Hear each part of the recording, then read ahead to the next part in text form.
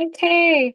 Thank you for joining us, Indu, in this special parenting talk. Very excited to have you here today. I will give a Yeah, brief introduction about you that you have shared with me, and then I'll leave the floor to you to introduce yourself. sure. So, this is for the parents to know that Indu is actually an electronics engineer by profession. She has been a part of the IT industry for the last 20 years. Is a mother to two kids, one elder son who's in the US studying computer engineering, the younger one who's 14-year-old and also on the spectrum with moderate needs. And one thing that really impressed me about Indu was she's extremely creative. So she's a writer, she's a musician, she's a yoga enthusiast, and I'm very excited to learn more about how you blend spirituality in your parenting journey. So that is something I'm very interested in. So, Indu, I'll leave the floor to you to introduce yourself if I've missed on anything, and then I'll start taking up some questions. No, you've said it all. And first of all, thank you so much for this opportunity My to pleasure. have me here and so that I can share my journey. And I'm no expert, but I think I'm a parent who has been through Mm, this journey like so many other mm, special parents. So what would I share? And if there's any takeaway that the parents can get from this talk, that would mm. mean a lot to me. So thank you. Yeah. That's exactly what we aim for. And let me tell you this, Indu, that any parent who comes here to Mhm. share their journey, I'm sure there are others who benefit somewhere from it. It could be any part of the journey that you have walked Yeah. that resonates with them. Yeah. So Absolutely. if you can mix Hindi and English, that's even better. Otherwise, we can stick to English. Yeah, okay, we'll stick to English. All right. Hindi is pretty bad. I mean, I understand Hindi very well, Hmm. but I have a phobia of talking Yeah, Hindi. no, I don't want to put you on spot. Okay, My that's fine. That's fine. That's fine. diction is pretty bad. Yeah. No, So no, like, that's fine. all right. Absolutely. I want to And start from your the motherhood journey, the initial journey, because you're raising a neurodivergent son. You are also supporting an older son who is pursuing engineering in the US. I yeah, think this may resonate with many other families who have two kids. One yeah, may be neurodiverse, the other could be neurotypical, with yeah. probably slightly different requirements. So both of them would have different needs at some point of time that you would have to cater to. So how has this shaped your understanding of motherhood when you have to serve these two different worlds or two Yeah, different needs?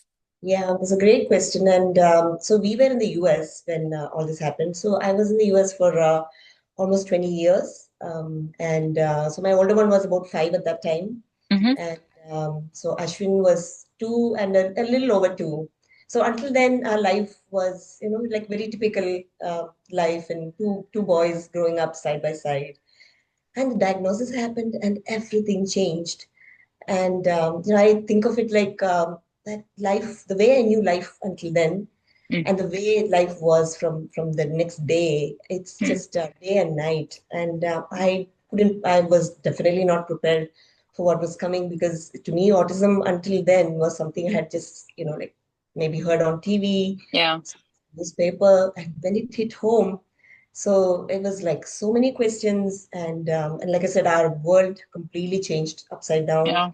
and we probably did the same things that most other parents would do, like second opinion, third Mm, opinion.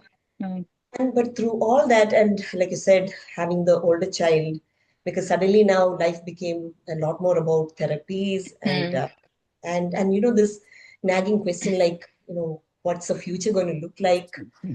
mm.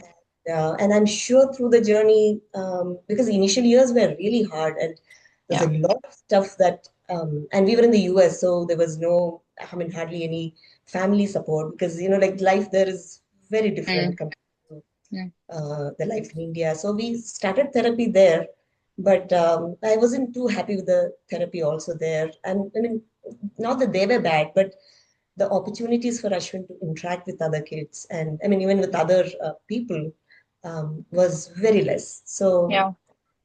fast forward a few years and then we came to India, and it was a different set of challenges now. Hmm. And like I said, through all that, this managing all these relationships, whether it's with the partner or with the Yeah. older one, and initially, obviously, the older one was sidelined Yeah. And at some point when it hit us that, oh, he needs as much attention. So this whole thing came down to such a balancing game, which was super hard. Yeah. Yeah. Yeah. Can I double tap on one thing, which is a very common question that we hear from parents, common dilemma rather, Yeah. that parents have, and I think some of the parents here will agree also that and I'm just flipping the scenario wherein the elder one is, let's say, neurodiverse. Yeah. And then the family has a dilemma that should we or should Mhm. we not have a second child? Your elder one, did he I mean, he was also a kid that time. So do you now feel that thank God I had an elder one who could support me or engage the younger one? How do you look at it? I know it's a make-up situation for you, but if you have any points on that. Yeah, I mean, first of all, yeah, what you said is so true. I mean, I know parents who did not go ahead with another Mm, one in the year, and then mm, I know there are parents who have gone ahead and had another one, and I mean, in the cases I know, they have all been neurotypical. So the first one is neurodiverse, and the second one is mm, neurotypical. So ideally, I mean, I believe that it's better to have two mm, because and you know the funny thing is that while growing up, Naveen is the older one, so he was kind of in his own world. So even though he's neurotypical, there was not so much interaction between them, and I can't even blame him because Ashwin is very it's like a very completely different game altogether, right? So it's yeah. very hard for anyone to relate to him. His social challenges were immense, so he didn't want anyone playing with him. So through all that, and there were times when I was like, when I felt bad that, oh, we got Ashwin into the world, kind of, to be like a sibling, and like it's all about the brothers now, and suddenly that situation has changed. But over the Mm, years, I feel what happened is that Naveen also like grew in his understanding as he grew, and nice. now, I mean, even though he's in college, like when he visits, I see the bonding between them, and Wow. yeah, Mm, and I'm so grateful. And even Ashwin, who had, and Naveen used to feel bad about this, that Amma, he doesn't even care about me. Like I don't even exist to him. But that has changed. Although, he Ashwin, he gets it now. yeah, yeah. And Ashwin, I know he would never relate to Naveen like maybe another Yeah. neurotypical child would. Mm, But in his own Ashwinish ways, mm, mm. he does. And it's such a Yeah, joy I'm to see sure. I'm that. sure. So Yeah. if you ask me, I would say, it's always better to have two um, or more. Yeah, Uh, understood. Good, yeah. good, good. I you touched upon this therapy when you were starting for Ashwin in the US. So Mhm. just go back into that time, and if you can share some perspectives that what have been some of the most meaningful therapies or practices or routines, whatever you followed, that have helped Ashwin Mhm. thrive, especially with his moderate support needs that he had. Yeah, yeah, sure, definitely. So when we started, so he was, like I said, he was around 2.5, and there was something called this birth to three services. So they were really great because they came home and they did, all the therapies in the house. And so, I mean, Ashwin was going to daycare for a brief time, but that in the US system is that ends at three. So it's only birth to three. So we diagnosed, from the time of diagnosis till three. So after that, he was part of the public school. So they take it up. So now I've heard that, there are some states, those are really good with that kind of, they have a better Mm, system. But where we were in Connecticut, and I don't know if it was matter of luck, but we were not so lucky with the programs. But still, I think early intervention definitely makes a difference.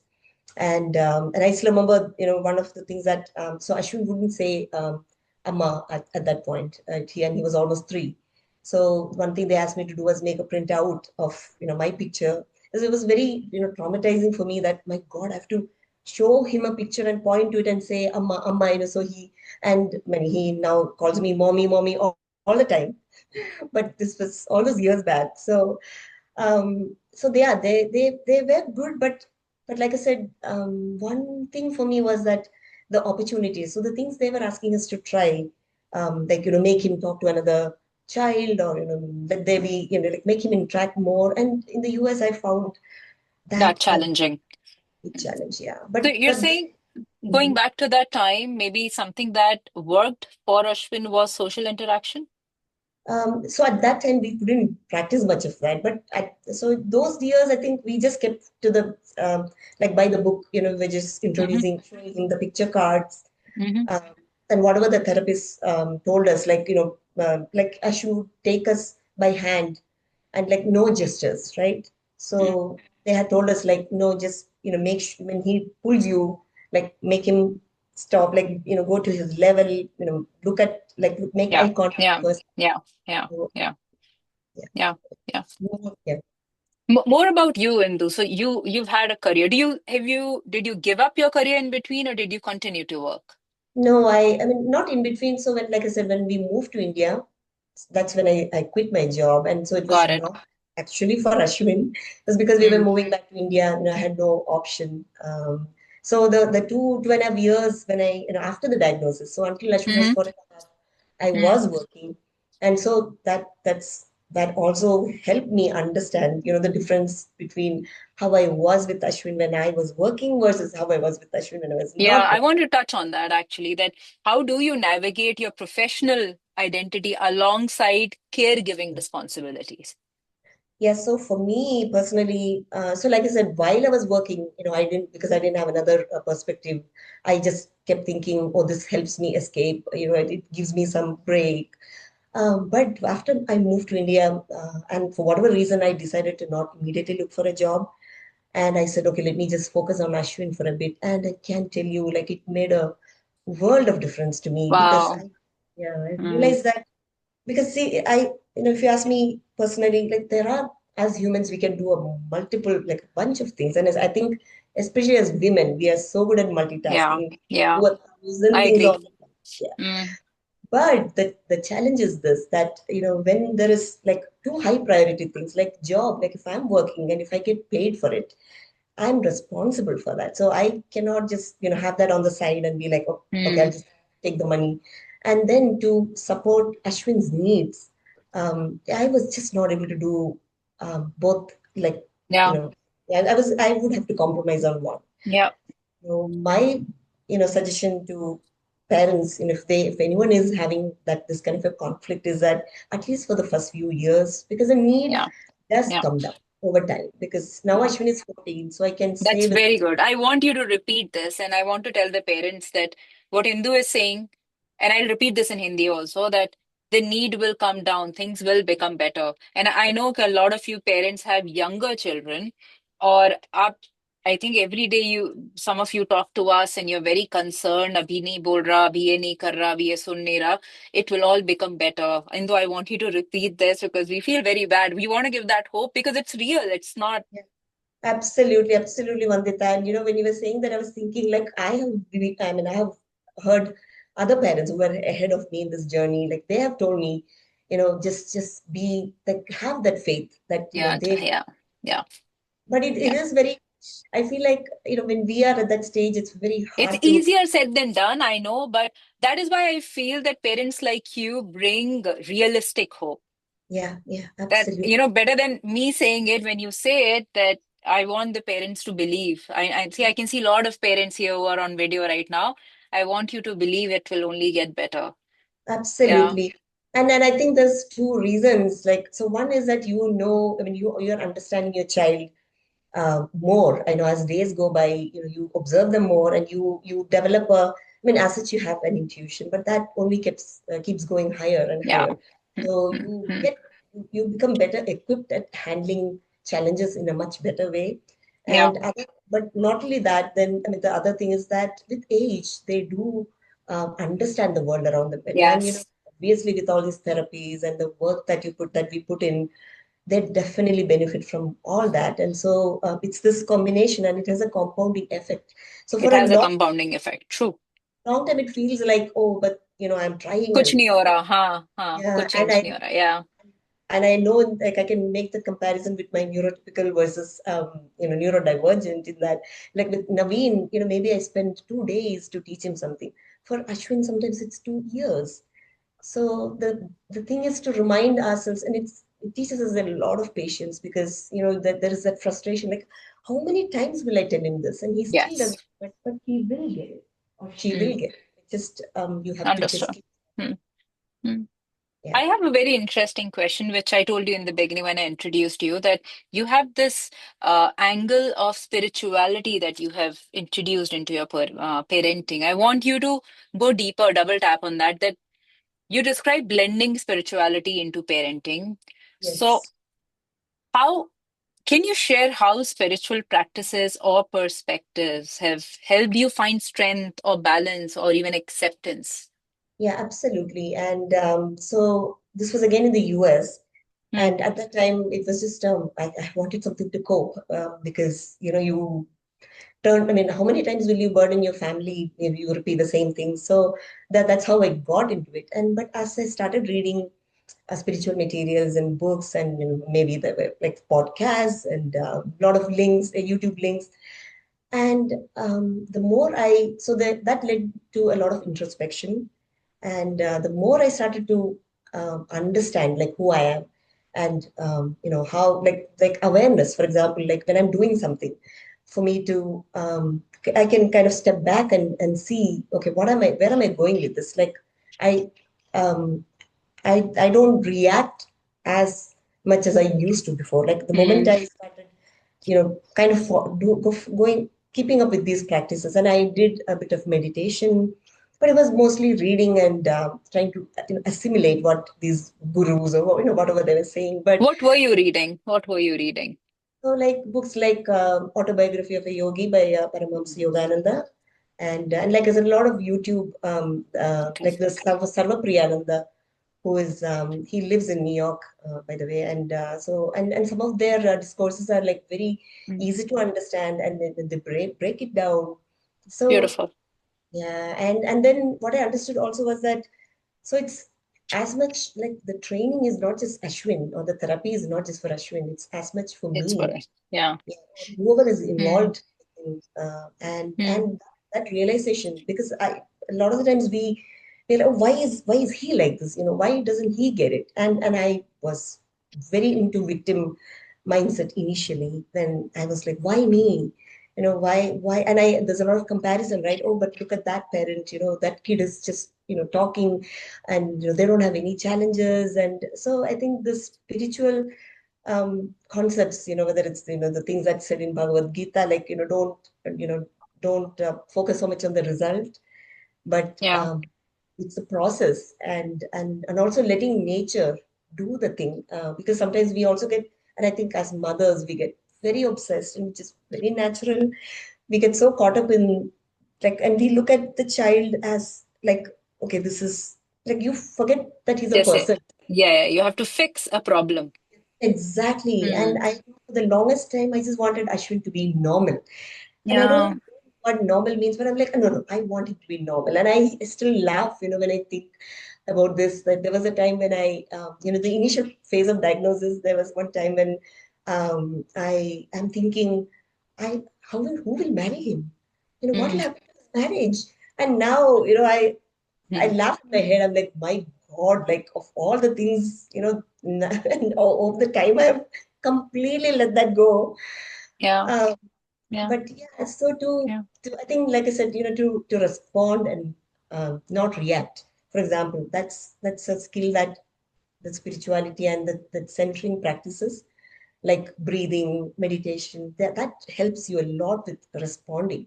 And that comes so handy in parenting a special child, because, they will have meltdowns in public, and, the number of things that can test you is just immense.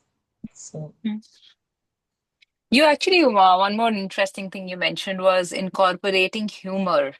yeah. So, what do you mean by that? So, what do you think humor, or why do you think humor has an important tool, is an important tool for parents of Mhm. autistic children? And how do you incorporate that? So what do you mean by this?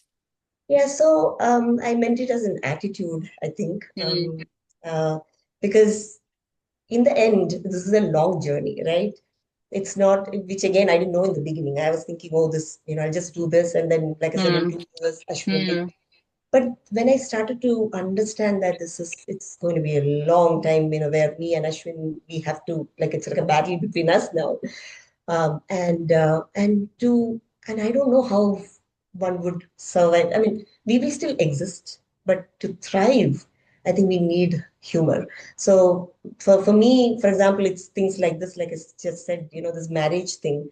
Like during like when something happens, it's not like I can be light about it, but it's more like a training that I've been, trying to give myself. Yeah. And after the fact, if I can, look back at that and be like, oh, you know what? Like there was this instance when I took him to a center in at random, and in the airport, he had a bad meltdown. And at that time, I'm like, okay, I just, want the earth to swallow me. But later, now when I think of it, I'm like, okay, stop making it a big deal. I mean, okay, he just had a meltdown. It still ended well. Like somebody from the crowd helped, and Ashwin got up to his feet. And in fact, that lady was amazing. She said, Ashwin, what food do you like? What do you want to eat? And now when I think back, and she is not a special parent, but for her Yeah. to distract him with Mm. so, but I think even in general, the more we can, look at not take life so seriously. I think that's mainly what I mean by, Yeah. humor. Yeah. Yeah, Yeah. yeah, Got it. So there are a lot of parents here, a lot of parents who would be listening to this later when we share that. yeah. What would you say to the mothers who feel overwhelmed, Mhm. especially Yeah. when they compare their journeys with families who have children, who have progressed? Mhm. Yeah, so the thing is, it's very natural. And there will be times when, so this being overwhelmed is definitely a part of this journey. That's number Mm. one. But the thing is how long do we let ourselves be in that state? So we consciously we have to put in an effort and make and work on finding identifying those things that will help us relax. And again, this is why it's so critical to take help from family and well-meaning friends. And I'm sure if we, sometimes like I'm more of an introvert. So for me to go and reach out to someone and say, can you please help with my child? It feels so like so wrong, right? But then maybe the first step is to as like if you're someone with not many friends, then maybe the first step is to take that effort to um to make form such relationships which are more meaningful, and then and get that help. Because if we see if it's a short term temporary thing, we can do those projects by ourselves. But if Mm. it's a long term thing, and this is most likely, I mean, for most of the parents, I think it's going to be a long term thing, right? So we Yeah. have to then, yeah, anticipate that and do whatever it takes to. So even if it's a 15-minute walk, and like I am so grateful I'm in India and I can have a maid. That's one thing that I, could not even imagine in the US. So if that's an Mm. option, then get a full-time maid if you can, because that again, Yeah. and that, that I know there are some men, I mean, sorry, I'm generalizing here, but they get have this thing like, oh, but then what are you doing? Like you are the mother, so okay, if you outsource, so what you are outsourcing to the maid is more of the mundane chores that someone can do, and then you take up the Yeah. CEO role, and you give the employee role to the someone else if you can. So we have to find creative ways to to relax and Yeah. do something that's joyful, because this is going to be, because even with Ashwin, even though he's 14, there are phases when it's some other challenge. So how do you deal with that, right? Mm. Mm. Mm. Yeah. So what do you look ahead at? So what dreams or possibilities do you hold for Mhm. Ashwin, whether it's socially or emotionally or through alternative paths? What is it Yeah. that you have in mind for him? Yeah, this is a very good question, because this reminds me that there's one tip that I wanted to share. That, I mean, I don't know if it worked for all, but I'm a big fan of visualization. Mm. So I tell myself that, okay, whether this works or not, at least when I think about it, it's a very positive image, and Mm. that helps me in the moment. And Mm. if it happens, great. If it doesn't happen, at least I feel good now. So I have a lot of these visuals with Ashwin, excuse me, that, so I imagine him, for example, doing, let's say I so badly want him to uh, participate in an event or something. So I, try to, like, I sit in a quiet space And I imagine that for him, or I imagine me doing something with Ashwin that is, and it has a very beautiful effect. Yeah. Mm. So I I think I would, like that tip. Yeah. yeah, I think yeah, I would also encourage parents to. Yeah, you're right. I think it does make you happy at that yeah, moment, yeah, gives you hope. yeah, And I think this whole manifestation science that things have, yeah, if you're putting all the energy into that thought, it might just end up being real absolutely. eventually. Absolutely. Yeah. And like Yeah. I said, for the skeptics out there, well, there's Yeah. no harm in trying. Yeah, yeah, yeah, yeah. So I want to end with this one last question because I know you are absolutely creative. So Yeah. how has that? And this is something I ask everybody who comes on the show because something that I've realized in the is most of the people who have been guests here, Mhm. they've had one or multiple talents, Yeah. creative talents. Mhm. And maybe that is what keeps you calm today, at least. Yeah. Maybe, Yeah. or maybe relatively you had a slightly calmer journey mentally. So I want to Yeah. understand that, you're a writer, musician, yoga enthusiast. So how do these creative outlets support your emotional well-being? And how Yeah. does that help Ashwin then? Yeah, absolutely. I mean, this is very big, very big. I'm glad you asked about this because early on, like I said, I was also so caught up with this and I didn't, I'm like, okay, I will use even that time to focus on Ashwin. But then, just like you said, I started to notice that that meant like if I'm not doing something end of the day for my soul and Mm, something that keeps me alive and brings me like for me, things that move me, like writing, for example, journaling is it's a great outlet. And then I also like yoga is a big thing for me, the the breathing, and then even music. And then I also like I love to dance, so I love to move my body. And there have been so many times when I can't tell you, like I would be feeling so overwhelmed, and then either I take a walk or sometimes, like I said, I'll just move, I'll just start dancing, and the way I feel afterwards is just amazing. And I feel, and I'm so grateful that there is, because without that I don't think I would be then able to like reset myself. And the best thing about this is, I mean, I know it seems like a selfish thing, but the best yeah. thing is that your child is the one who benefits the most. And I'm grateful that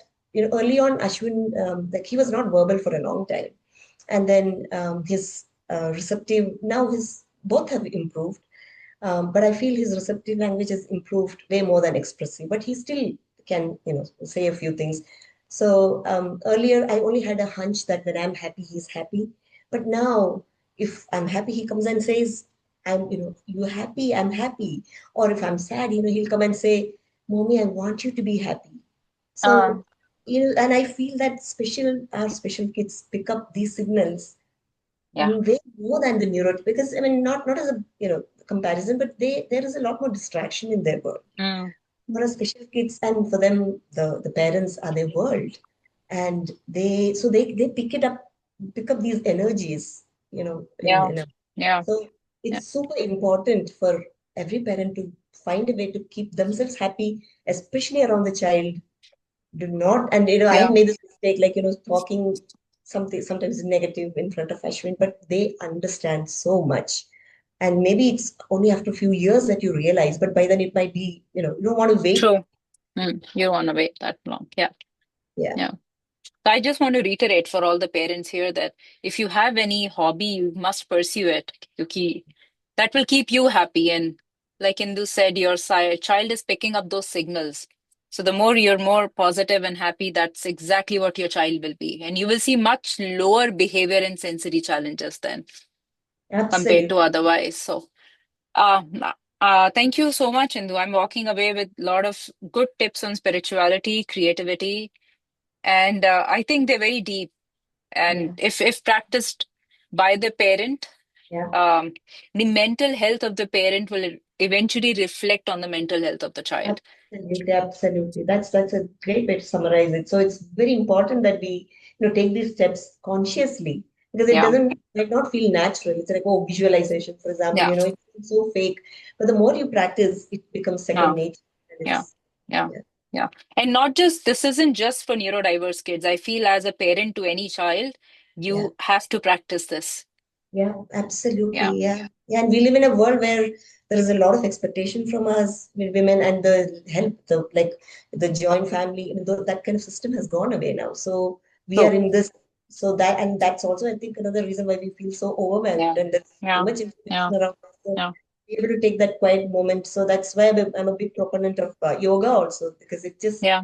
helps you, calm down. Mm. And it, Indu, I have a question which I repeatedly get, and I have to ask you before we end this. yeah, Just a 2 minute thing. You mentioned, I think, just now that Ashwin's speech came late. So, what yeah, made me happy was it came. And I think that is what is the hope that other parents got. So, yeah, I got a question that yeah, when did it come? So, so I'll give you some background. So, Ayurved works very closely with parents, and out of which I think most of the parents are younger parents. They have like a 3-year-old or 4-year-old. And yeah, when a 3-year-old is not able to talk as much as the 3-year-old should, they yeah, start to get worried.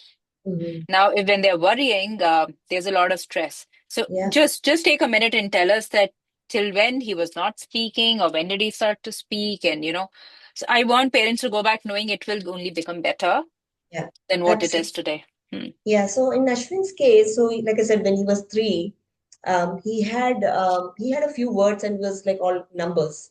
So I still remember, telling the autism checklist when he failed. I said, "What do you mean he only has two words? He has 20 words." And they said, "What?" I said, "One, two, three, like he can count up to 20."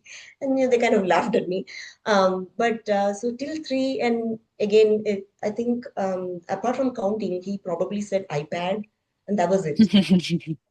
Maybe by four he started to, like I said, with all these prompts and everything, he was able to say mommy.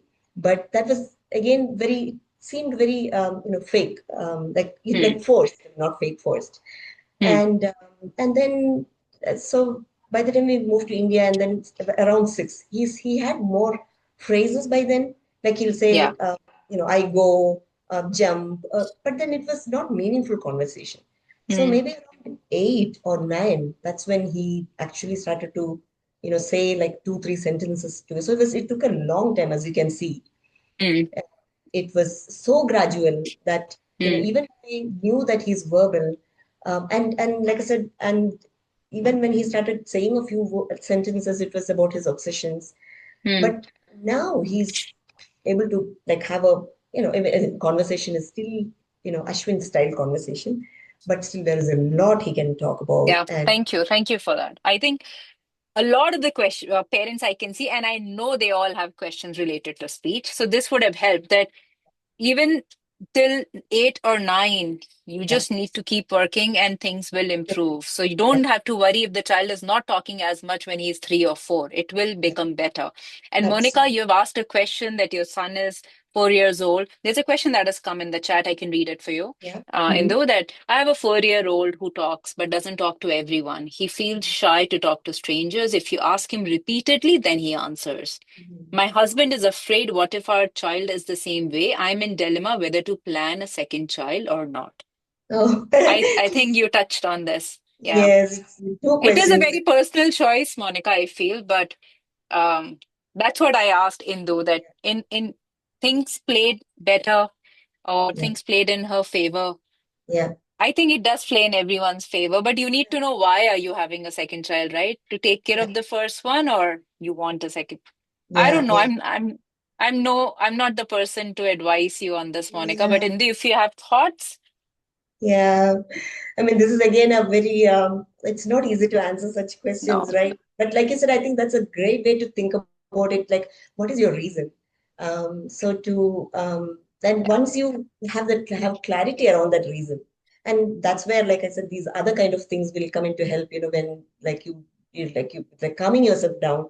And then when you really, really, honestly ask yourself, why do I want another child? And you have to be able to you should be able to live with, no matter how the child is, if you can accept that as a gift. yeah, yeah. And yeah, but I Monica, feel like, ba yeah, based on a couple of interactions, Monica, that I've had with parents, um, this is my suggestion. My only suggestion will be that your second child is a different identity, is a different entity in itself. That child is not coming into this world to take care of the first one.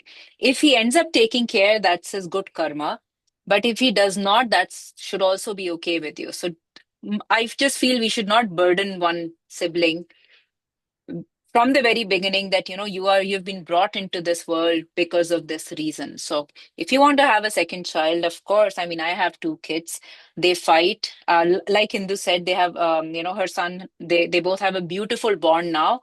Maybe that's not always the case. When my son were both of them were young, I used to see them playing in different corners of the house. Now they have a beautiful bonding. So siblings do develop a great bonding, but it has to be first your question that you need to ask yourself, that do you want a second child and why? I think it's a Absolutely. very personal question, Monica. It is. You It should, yeah, is. yeah. Okay, wonderful. Thank you so much, Indu. Thank you Um, so much for having me good, again. good, really, really good takeaways for me. Thank you so much, and we shall meet soon in Bangalore. Good luck with all the parents, and I'm sure they will all have a much better life ahead. Like we just need to have the faith and Yes, believe in yes, it. yes. I'm sure they will, everybody. Yeah, Yeah, yeah. yeah. All right. Thank you so Thank you. much. Thank you. Bye-bye. Bye.